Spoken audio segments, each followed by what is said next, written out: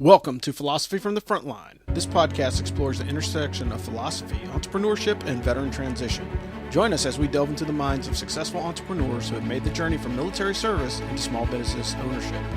Our guests will share their insights, experience, and unique perspectives on life, business, and the world around us. Through deep conversations and thought-provoking discussions, we hope to inspire and empower our listeners to tackle their own challenges and achieve their dreams. So sit back, relax, and get ready to explore the world of entrepreneurship from a veteran's point of view. This is Philosophy from the Frontline, and we'll see you on the high ground. All right, well, live. We'll wait 15 more seconds to see if people jump on, and then we'll get started. All right, now we're running. All right, welcome back to Philosophy from the Frontline. Today, we're actually on our first actual book review. We got Joe Troutman on again, and Joe is going to dive a little bit more into the writing and distribution process of the book, Gods of War, The Legend of Blackhawk Company 1, 2, 3. I mean, quite frankly, I read the book, the first time I read it on Kindle, so I was kind of disappointed because I was away from my mailbox, and so I couldn't get to the hard copy. But then going back and reading the hard copy, it was very easily read, and a lot of the people that I've talked to that have read the book, like friends of mine that I've referred to, have all said that it reads very, very easily. It's not insulting to anyone's intelligence, but it provides a great story in an easy platform to digest. So I think that's a really great takeaway. Of course, we'll talk about it a little bit more, but like one of the things that I want to get into is like one of the lesser known stories that's highlighted in the book that, we always focus on the 4th of August, or we always focus on, the 8th of December, which were two very pivotal days in the life of the company and their deployment. But the transfer of sovereignty was just as much a pretty big day for us as a company, but also for the country of Iraq. And I think that's one of the things that one of the lesser known experiences. So if you don't mind, without spoiling too much of the book, kind of give the highlights of the 24th of June and that battle. Okay. So on the 24th of June, it was kind of like a laid back day at first. Tensions were really super high because we were waiting for the transfer of authority day.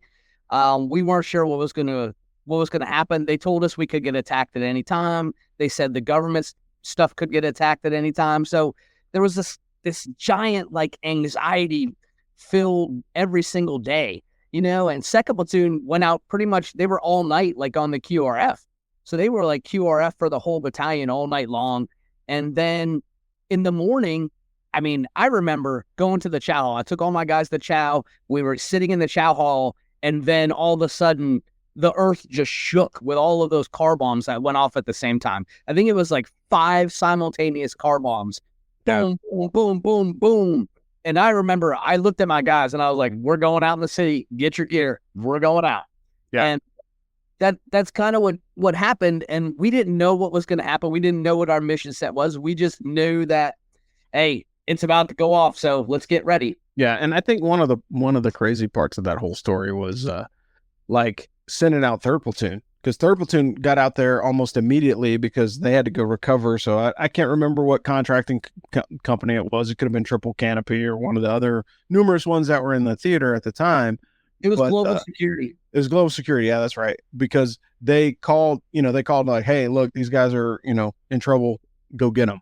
And, the guys went out there, and basically it was a bunch of Hiluxes that got shot up, and like there were dead bodies everywhere. And then they had to recover those vehicles and haul them back to, the FOB. And those are the things that like people didn't see, that kind of set the stage and let everybody know like, hey, this is still real, folks, because we had a lot of people, and I don't know if it's to their credit or shame, I can't say which one, but didn't leave the wire. So they didn't understand how intense, it was outside on the battlefield. Like once you got outside the gates and you hit Yarmouk traffic circle, like it was on. And even, from the cigarette guy, the Miami cigarette dude, back to the wire, it was still a chance that, something bad could potentially happen. And so that was always in the forefront of I know in our minds at least, but, that day was the day that was like, man, like, is this day ever going to end? Because of course, the multiple car bombs went off, and then we launched, I think it was half the company at that point. So I know 3rd Platoon was doing the recovery mission. You guys were out. 2nd Platoon was doing actions on the objective. Of course, 1st Sergeant Swift was with them, running around doing his thing. And then we had the MGS platoon out there. And that was the day that, like, we can talk about it openly now, but like it was not a good news story when you had to put, a toe into the minaret of the Sheik Fati Mosque, and that was purely because we were taking fire from there. And of course, the lesson to be learned there for future military leaders is understanding proportionality, right? So as we were being shot by a machine gun, the first response was, and I can remember vividly given, direction, only shoot it with, 240s and below. Shot at 240s and below. The Iraqi police were trying to maneuver back into their building. They got shot at again. So it was like, okay, like it with the 50 cal. So we shot it with the 50 cal. Guy was still dug in. Then finally, we were talking to the helicopters. We did have aviation that day, which was one of the rare days we actually had that kind of support. And we tried to get them to put a Hellfire in the minaret of the mosque. And the pilots were like, oh, we're not going to do that. And so that's when I gave the call to 4-6 and said, hey, look, I need a target to, before I even finished the communication, all I heard in the background was somebody shouting on the way. And, the TOW-2 Bravo was going through the minaret of the mosque. And so, that part of it was like, it was scary because like that was a decision made in the heat of the moment that, also demonstrated proportionality, because like if we would have gone straight to shooting the toe in there, we could have gotten in trouble, because of excessive use of force. And like, again, we're trying to be as balanced as possible, but it was very, very difficult to do, particularly with the enemy that was dug in. Well, and I'll tell you too, that's one of the few days with them shooting from the elevated position that I actually felt unsafe in the striker, because I'm sticking out the air guard hatches. Those bullets are coming down at you and there's nowhere to go to. You know what I mean? Like, yeah. Well, and that was one of the things that, I used to tell people all the time. It's like, I don't know how we went from the strikers that we had on the first deployment to what we saw in the second, third, and the future deployments with like the Pope cages and all the glass and, essentially the striker became a rolling pillbox versus, what it was. It was supposed to be this fast maneuvering vehicle that could get through, get in and out of places. We throw the slat armor on it. That kind of sucked, but you could still maneuver.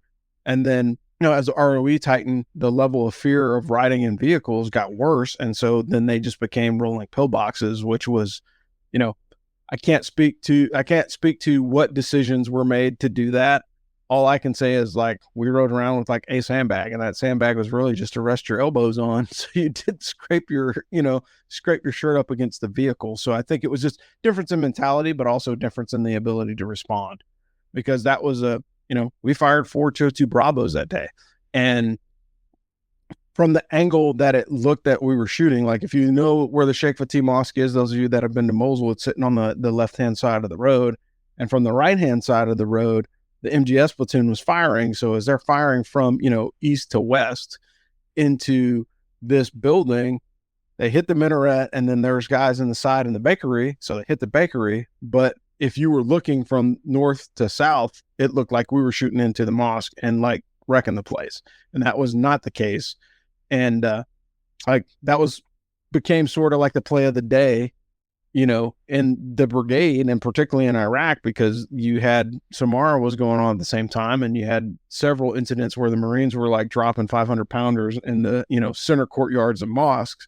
And so when we shot a toe and demonstrated restraint, and I say that, in air fingers quotes, but the reality of it is like, could we have probably hit that building a little bit harder? Yeah, absolutely. Did we need to?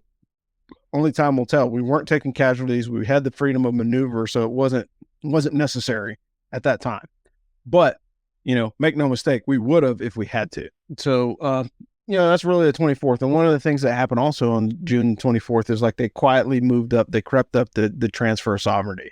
Because it was supposed to be on the 30th of June or 1 May or whatever it was, somewhere in that time frame. And they quietly shifted it back to the 26th of June. And then next thing you know, the Iraqis were in charge. And that was one of the first in many of those, hey, get out of the city kind of follies that I think everybody experienced, like from that day forward until Afghanistan ended in 2021. We were always in that, are we out in the city? Are we back on the FOB? What is our kind of mission orientation? Because nobody was 100% sure. Well, also too, the psyche from the Iraqi police standpoint and the Iraqi National Guards after that day, after what they did to Sheik Fati, and I mean, they blew the front gate completely open. And just when second platoon went in there, from talking with those dudes on the ground that went in there first, I mean, their first thought was, oh my God, like, what the heck happened here? And that's what, I mean, the people don't understand. The police were so scared, they left their trucks with the weapons and the ammo in the back and left, got out of town. Like, if they didn't leave, they were killed. I mean, that played a major role, too, in the security of Mosul moving forward, because those dudes were terrified after that. They didn't even want to go back to work. They had to bring that other unit. Muhammad had to bring all of that unit from across the east side just to take back Sheik Fati and operate again, because those dudes didn't even want to go back to work. Yeah, and that's part of it too. Is from a tactical perspective, like, I can put as many boots on the ground as I want, but strategically is, it goes back to the will to fight, right? If the the Iraqis had maintained a stronger will, because there were guys that wanted to fight, but those pockets were isolated and they weren't in the same unit, so you had like a squad from the ICDC or a squad from the National Guard in the North unit, and then a couple cops in a police station next to Sheik Fati, and then guys on the other side of the river. But there wasn't like a unifying, like, nationalist thought that, like, hey, this is our stuff, we've got to protect it. And I think that's a big cultural difference that wasn't really cited, and I think of all the cultural sensitivity training that we could have done at that time, I think that was one of the things that, like, it just wasn't even a thought that, like, hey, these guys are not going to be as motivated to protect their own as we are to protect ours. And, I think that's again, that's the hubris of the American, right? Because we automatically assume that everybody is going to take care of each other, especially in uniform, like uniform service members. Like, there's no doubt, we're looking across the formation and we're not going, oh, is that guy going to cover my six if something bad happens? Like, no, I know he is, because we've trained together. We've been together for years. So that's the end state. Whereas, when you go to Iraq and Afghanistan, tribalism comes first, and then who's got the money, and then who's going to protect me, and that's kind of how it works. And it's unfortunate. It's a, bad part of the culture that we would hope eventually they would get over. But I just didn't see it happen. It didn't happen in our time. And it certainly, showed that there was cultural differences in the way that we did business. And that's the easiest way of putting it. But I think, that's one of the chapters. It's chapter 30 in the book. So if you want to read about the Sheik Fati Mosque and all the stuff that kind of went down with that, I would encourage you to read that one as well. There's great stories all throughout this book. Like I said, it's very easy read. Like, I read it in like a day and a half, and that was, sitting down, grabbing 15, 20, 30 minutes or, at a crack during the course of a day, and got through it. And it's a very easy read. And it's not, I had a friend of mine who basically said it reads like a talk log. Like, so like if somebody came in and we're like trying to see what happened over the last 24, 48, I could dive into this and read it. And it was a solid narrative. One of the other things that did come up though is, I don't know if you remember, I cannot remember the guy's name to save my life. The reporter that we had on the TAC unit team. That guy was a lifesaver though, right? And I was telling somebody how, we used him to basically tell the story to our higher command when we were out in the street, because again, typically people would go back and say, hey, the Americans came in, they blew up our stuff, they destroyed everything, we need money. You remember that? Like that was like the MO, it was kind of a badge of honor, because like if the Americans came to your house and tore your place up, you could go get money. And so, it became like, hey man, like, you're a reporter back in your real life, tell the story, tell before, during, and after, and then write it up. And that basically became like the first iteration of storyboards or whatnot, to validate what was happening. And we always had photos and we always had the information recorded. So when they came back, all you had to do was pull the mission report and you could see, everything that had gone down. But moving off of the 24th of August, 24th of June, I know that you had talked to a whole bunch of people during your research process, and like, who is the most interesting or the most difficult person to reconnect with? And I know you just had a link up today, so that was good, but I'm sure that like there's some other guys that literally like vanished into the ether, after they got out of the Army, and it's been difficult. It's hard to keep track of like all the people and where they've gone. So name one of those people that you kind of had a discussion with and you basically dug up after all this time. So the hardest person to get in touch with was Schmitz. I mean, Sergeant Schmitz was, there's almost zero social media profile. There's almost zero anything. So I had to do some digging and some asking, and finally, Like, I got in touch with McFadden. McFadden's like, I got his number. I'll talk to him and we'll see what happens. And then I finally was able to get in touch with him. And I was like, hey, but the coolest thing was, we picked up the conversation like we had not seen each other in 15 years. Like we had just seen each other the next day. That was the hardest. The most interesting one, believe it or not, was when I talked to General Rounds. When General Rounds called me and I talked to him for an hour and a half, and it was like we had a conversation sitting side by side like we were best buds. And he enlightened me on a lot of the stuff that you kind of knew was going on, but you didn't know what was going on. Yeah. He filled in a lot of those gaps from the higher headquarters down, and it was just a great conversation to have. Like, unexpected, out of the blue, never thought he would want to contact me, but he did, and it was a great conversation. Yeah, he was a big fan of the company, and it was funny because, when I first came to brigade, he was like, "Man, I'm not so sure about old Geronimo's," because I was an op forward JRTC, and I was like, "Hey, sir, look, like Geronimo at JRTC will teach you some tricks of the trade because you're going to war every 2 weeks, or every month for 2 weeks, and then you learn some techniques that could be useful." And he was very, very skeptical, particularly when we went to JRTC, and I think that was just some of the afterburn of having to do NTC and JRTC together. But fast forward a couple of years, and I ran into him again, and he was graduation speaker as he was the COG at JRTC, and like he stopped me in the hallway and we started talking, and like I almost threw his timeline off because he had to go speak to a graduation of lieutenants, but he wanted to engage with me. So I understand like that level of discussion and engagement, because like when he found people that he knew he could trust, he would engage with them a lot more than some other folks, and that was just the way that he was. And it's always interesting having those, that banter back and forth with senior leaders, because, you don't always get to have that. And then one of the other ones that I would ask of you, because I know you just mentioned General Rounds, but you've talked to a lot of seniors as well since this has happened. And, you don't have to name all of them or whatever, but I know that there's been a lot of notable people that have been reaching out and trying to get to know more about the story. And I know there's been some pretty cool exchanges, but I don't want to steal any of your thunder, let you highlight the ones that you want to or willing to share with us. Well, I got in touch with with General Work, who's the 82nd commander, and basically he was there at the beginning of the story of Blackhawk, and he got there, he left right before I got there, so I never actually had an interaction with him before, but I got in contact with him. I said, hey, you're a part of this story.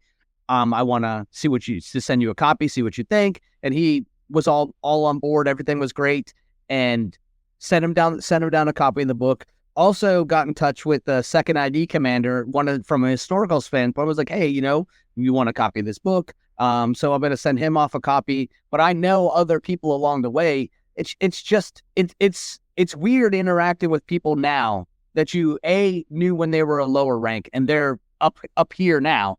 Yeah. But also, like, being able to say that you're a published author opens a lot of doors that you wouldn't normally be able to open. And even if, you know what I mean? Like, there's a level of respect factor. If people think that you're not just writing something or you're some wacko off in the wacko land, they can actually see a physical product and put a name to it and a face to it and say, hey, you know what? I'm willing to take 5 minutes of my time. You can explain it to me. And then once you explain the story, and once they see it for themselves, they're like, wow, this is really interesting. Like, I never knew some of this happened, or I missed this part of the story. I really want to know what happened after. General Work wanted to know what happened to his guys after he left. You know what I mean? Yeah. Yeah. And that's one of the things that again, it goes back to the whole legacy thing, right? And speaking of captain work at the time, that was one of the things that the guys would always tell me, especially Sergeant Wallenmeyer. Sergeant Wallenmeyer was like, hey, look, you guys are cut from the same cloth. Like, he was a, left, right, or up the middle kind of guy. The only difference was, like, I added the third dimension. So are we coming top down or are we coming from the bottom up, and it seems like those things aren't massive differences, but as far as the performance was concerned, like I think there were people that were held in high regard. And I can say, quite frankly, like if you walked through BCO and led soldiers in combat or in, significant amount of training, like, you came out pretty good on the far end for the vast majority of the commanders that served in that organization. you had, General Work, who's now, of course, the commander of the 82nd. You've got Teddy Kleisner, who, came through BCO, and he was after me. And then you had me. And then there's other guys that kind of didn't rise to the occasion. But one thing that I will say, like, if you get tagged to be the BCO commander 1, 2, 3, like, you have some huge shoes to fill, and not just because of mine, but just because of the lineage and the legacy that organization has. And I think you telling that story is very important, because most people, it's a hidden secret, Like we used to say, 1, 2, 3 is Ranger Battalion on the southern side of the Air Force, because we got all the guys that would get kicked out of 275, and then all the leaders that were either trying to go there or coming back, and it really set the tone for the organization, just having the type of leaders that were in there. And, and that was across the board. It wasn't just on the officer side, it was on the NCO side as well. And I think it really showed, when we got downrange, and that was as a battalion as a whole.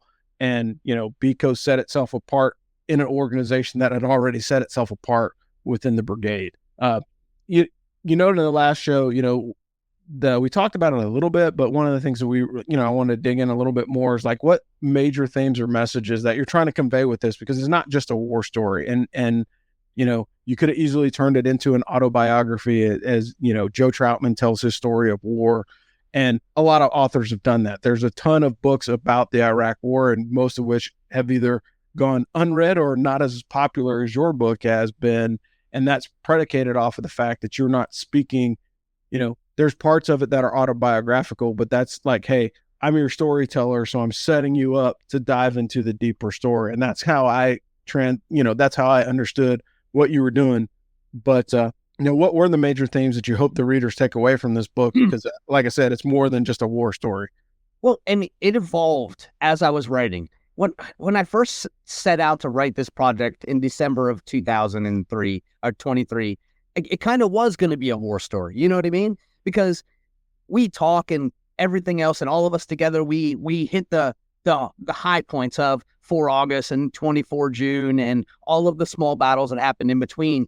But I mean, when I sat down and I started interviewing people, that's when things kind of changed, because the story itself and what I would like the readers to walk away from knowing was, yeah, we went to war and we did all these things at war, but we were a family. We took care of each other before we went to war. We took care of each other while we were at war, and we still take care of each other even after the war 20 years later.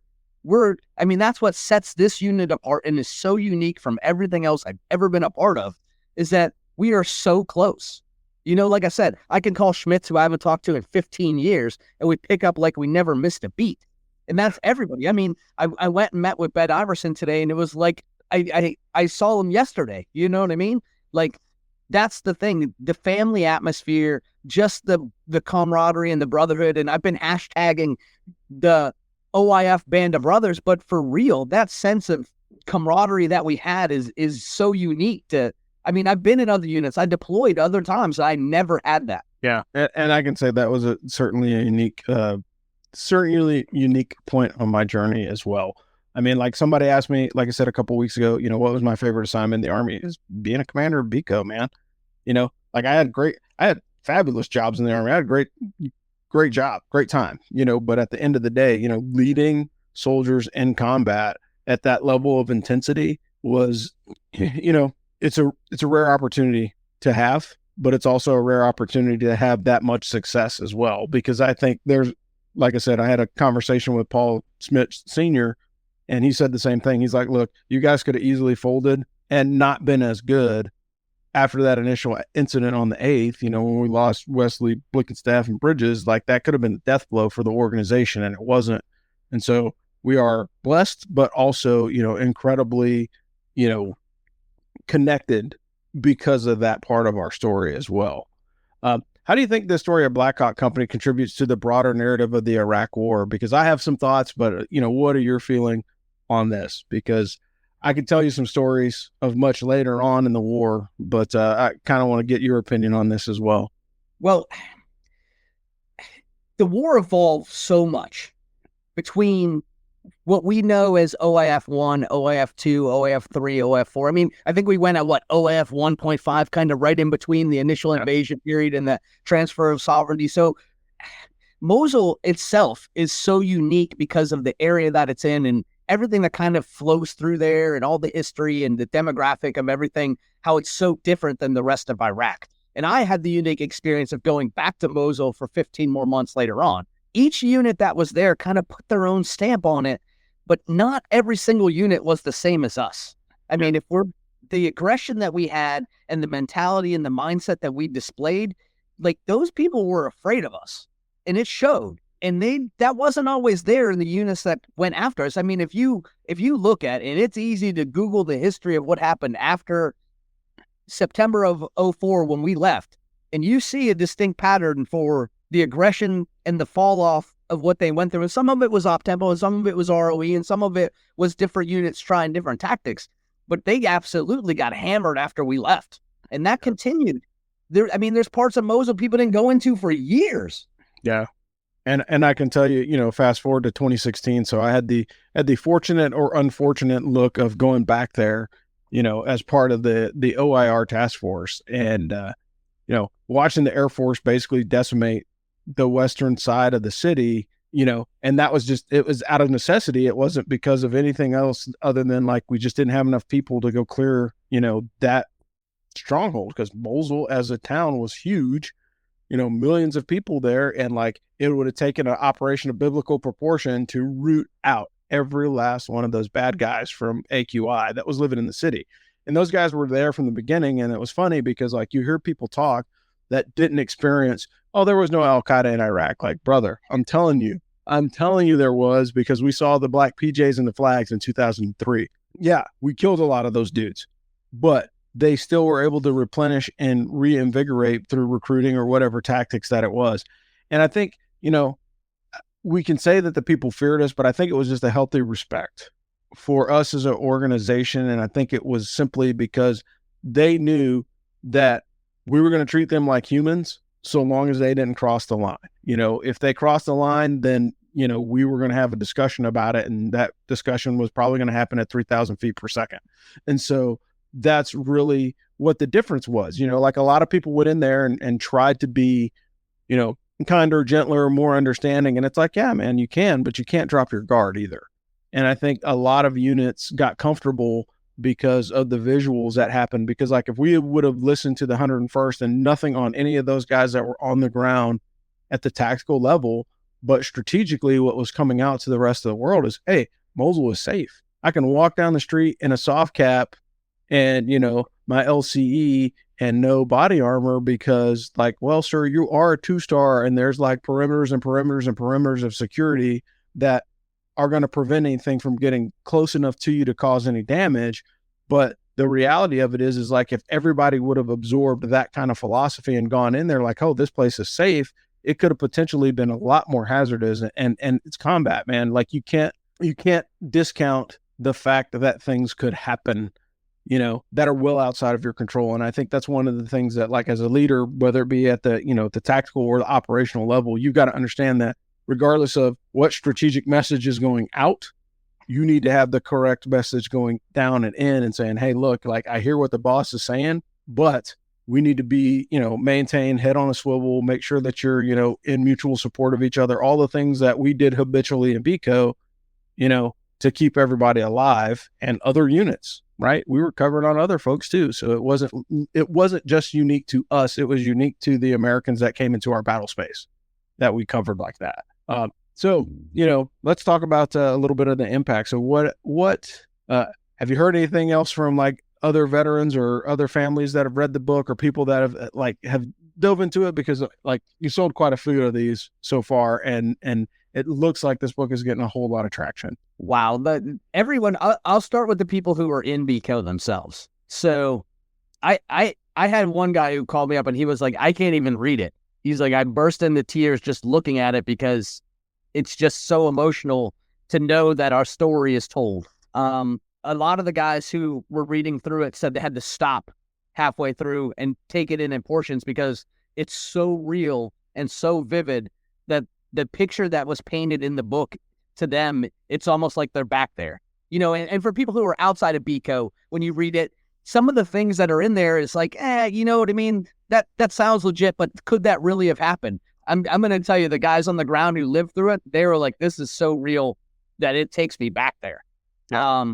Even some of the guys from the battalion who weren't in BCO, the similar stories. Hey, I'm reading this thing. I just want to let you know that this is so good that I had to stop because I remember that day and oh my gosh, I can't believe that. And then one of the platoon sergeants, I won't put his name out there. He called me up, one of the platoon sergeants from BCO, and he was like, how do you know that happened? It did happen, but how do you know that? You weren't even there that day. Like during the 8th of December. He was like, how do you know that happened? Like that's so accurate. Yeah. Now, the family members, I've sent it to some of the family members, and I won't put their names out there, but just the overall theme is thank you. Thank you, thank you, thank you for telling this story, for putting this out there, for giving a voice to the people who don't have a voice. And that is one of the things that I wanted to try to do, to tell the story for people who can't or won't tell it for themselves. Yeah.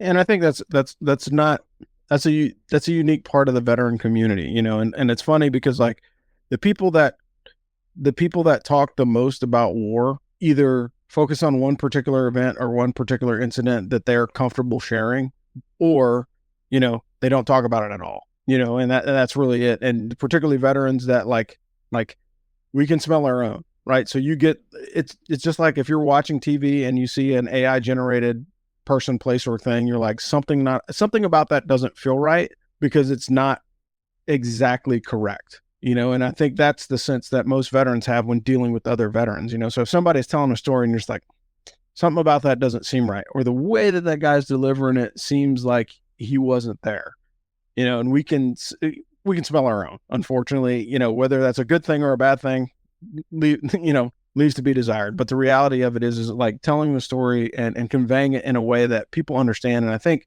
you know, where you did the best job was like, you could have wrote this as an individual story, you know, and basically, you know, the common thread is where, you know, Staff Sergeant Troutman was throughout this point in the particular part of the deployment.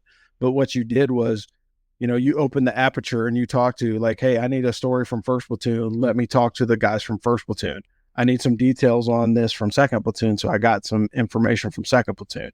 I need information from 3rd Platoon. So by being able to pull all those things together, plus all the digital stuff that we were able to jam onto you, I mean, you had a lot of information to pull from. And so the ability to make it succinct and readable in a format that's easily digested is a service to you as a writer, you know, and I'm sure that people will continue to buy this thing. You know, looking forward, I know that you started another book that's coming out. Like, is it going to be the same lengthy process as this one, or is it going to be a little bit different? It's actually about Mosul from 07 to 09. It's called Kings of Battle, Blood and Steel. Yeah. It's a little bit different from an operational standpoint because it's going to cover the whole entire battalion battle space and everything that we went through, and it's a longer period of time. So it's probably going to take me 12 to 18 months. I've started the project tracking down leads and tracking down information and history and going through some of the nuances that it takes to start the projects. But unlike this one, there's a lot more people to pull from as well. Like you said, when you talk to those people that were there in those events, it adds authenticity and it validates some of the things because your mind doesn't always tell you the right thing. You know what I mean? Nobody remembers everything correctly 100% from the get-go. So talking with 1st Platoon, talking with 2nd Platoon, talking with 3rd Platoon, it validates some of those things that happen and you're like, oh my gosh, okay, well, that makes sense. And then they add their little pieces. But yeah, so about 12 to 18 months, I think, until this next book comes out. Yeah, that's good. And I think this one will continue to sell in the meantime. So you should be good to go. Like I said, I think it's a very good book. I would encourage anybody to pick it up on Amazon. I know that you're working right now to get it into other avenues. And so those other avenues should hopefully bear fruit as well. I think, like I said, you've done the work. So now it's time to kind of sit back and let it marinate. But I know you have some media hits coming up. So let's kind of run through them real quick so people can find out more about you as an author, because like we've talked specifically about the book. We've talked to Paul Schmitz. We kind of gave a quick overview previously, but like you've got a laundry list of stuff that's coming up. So I know you're recording the Lima Charlie Show on the 4th. I don't know when that comes out. It's usually about a month or two later. So it'll probably be October timeframe when they come out. And I don't know what their schedule looks like for the fall or whatnot, but like that was a really good show. I enjoyed doing it. I'll put my episode in the podcast description so you can easily find it. So once you listen to that episode, bookmark it. So when Joe pops back up, you can listen to his story as well. You also got a hit with the Veteran Trash Talk team on September the 14th. So that's another week. Like those guys are hilarious. And if you like, if you like witty banter from actual veterans, like that's the place to go. And they don't just have Army people, they have Navy and Air Force and all kinds of other stuff. But the reality of it is, their mission is to help stop soldier suicide. And so they took that mission, very, very seriously. And part of it is like, hey, we can start a 501c that could take 5 years, or we can start a for-profit company and start giving our money away. And so that's really what the onset of that was. So they were able to give that out. But that's a good hit. And hey, for those of you guys that know, you might get a surprise jump in from the Angry Colonel, because I used to guest on their show every now and then, but certainly show up for the people that I know and for mutual support. But again, I'll throw their stuff in the podcast description as well. And then you have several book signings on the 21st. You're going to, is that Milford, Delaware? Milford, Delaware, the Millsport River Brewing Company. Yes. From 12 o'clock to 2:30. Okay. So 12 o'clock to 2:30 in Milford, Delaware. And then you have a 3-day event at Colorfest in Thurmont, Maryland at the American Legion booth. So those are the places where you can find Joe upcoming and soon. Hey, I'll give you the last word before we close out the show. Anything else that you want to plug or talk about, or just note, since the book has been out for almost a month, I think you've got to be closing in on 600-700 copies right now, probably more than that.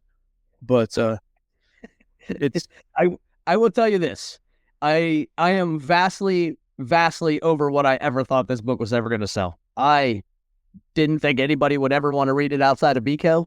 I am blown away that people do want to read it. There's about 650 copies circulating out there in the world right now. Oh, yeah, that's good. And seeing that there's only 170 people in the company, so you're slightly past the threshold if everybody bought a copy from the unit. I can tell you, like, every time I look around on social media or whatever, somebody's posting like, hey, I got my book. Here's a photo with Joe, or here's a photo with me in the book.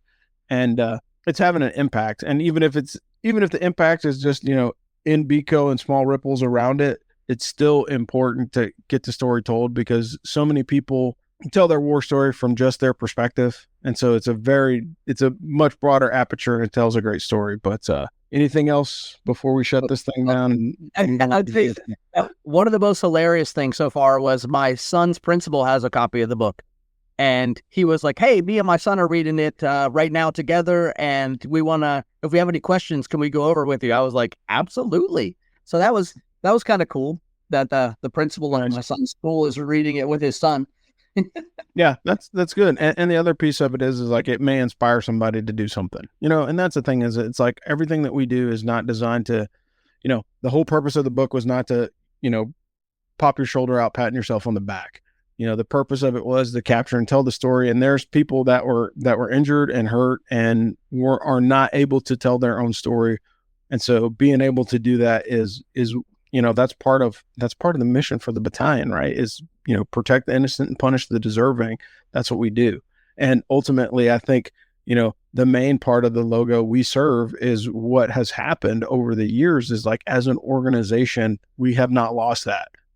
Everybody continued to serve in whatever capacity they could serve in and still make an impact on the people around them. And I'm thankful for that, because, it's nice to be associated with, people of that level of consciousness and dedication. But all that being said, I'll say this one last time. Thanks again for coming on the show, Joe. Like, we really appreciate it. This is another episode of Philosophy from the Frontline. This is number 87. Talking to Joe Troutman. Hey, pick up the book. It's called Gods of War, The Legend of Blackhawk Company Infantry, or 123 Infantry. It's on Amazon, coming to a bookstore near you, hopefully. And check it out. Like, get the Kindle version, and I guarantee you'll buy it, start reading it, and be like, damn, I wish I bought a hard copy. I mean, I think that's what's going to happen. So I would encourage you to pick it up. It's a good table read. But the reality of it is it's a good, solid story, and it's well written. I thank you again for coming on the show. Thank you for having me. And we will see you guys on the high ground. Thanks. Thank you for tuning in to this episode of Philosophy from the Frontline. We hope today's conversation gave you valuable insights into the journey of veterans transitioning into the world of small business. If you enjoyed the show, please subscribe, rate, and leave us a review. It helps more people find us and supports our mission to empower veteran entrepreneurs. Stay connected with us on social media and visit our website for more resources, tips, and episodes. Remember, your service doesn't end when you take off the uniform. Your next mission is just beginning. Until next time, keep pushing forward, stay resilient, and turn your battle-tested skills into business success. This has been Philosophy from the Frontline, and we'll see you on the high ground. Thanks.